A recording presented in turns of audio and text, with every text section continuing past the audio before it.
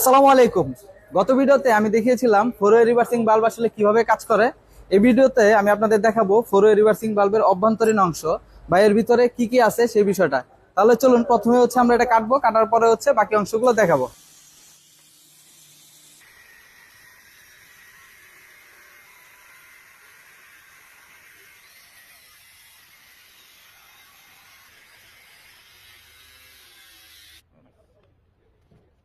Four way reversing বাল্বের অভ্যন্তরীণ অংশগুলো দেখানোর জন্য আমরা এই ফোর ওয়ে রিভার্সিং বাল্বটা কেটে নিয়েছি।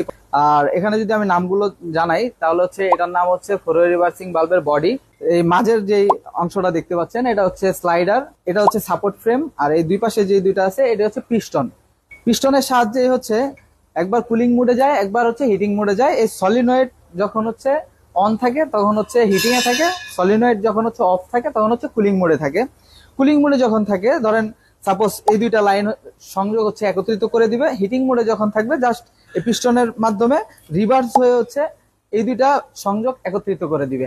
এই ছিল মূলত ফোর ওয়ে রিভার্সিং বাল্ব এর অভ্যন্তরীণ অংশগুলো। কেমন লেগেছে অবশ্যই কমেন্টে জানাবেন।